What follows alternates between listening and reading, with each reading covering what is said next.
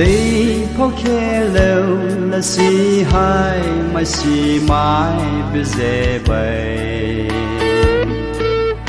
mai nếu hà về đi sửa rõ giữa ba môi để cô yêu hai lỡ si nành chỉ đi gửi khe duyên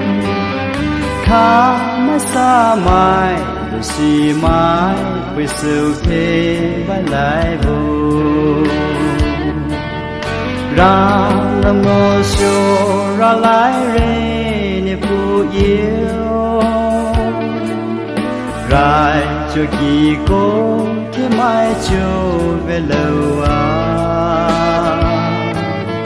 không thấy hư nếu vào về show vì pa chi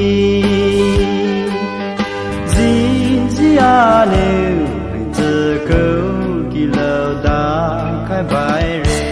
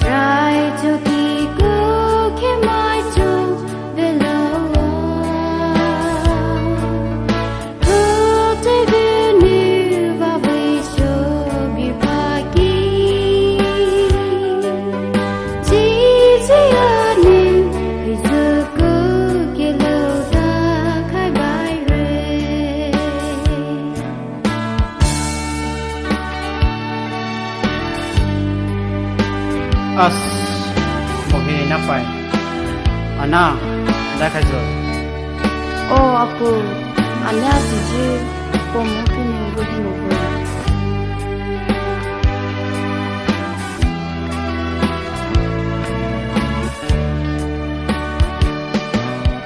mai nu sa va ra la voi so rao hai lỡ si về đau cứ một câu tê nè phụ yêu sao bằng mơ vây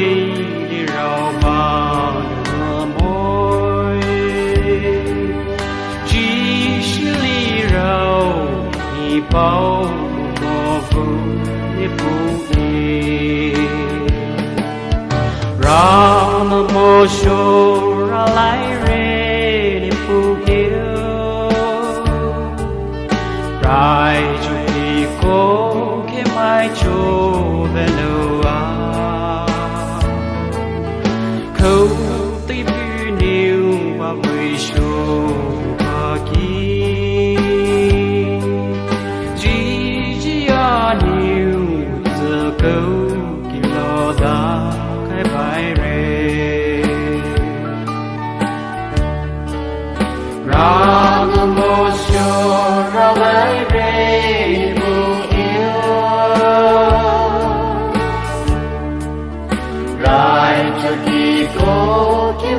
cho về đâu câu tay về nhiều mà về cho bị phá chi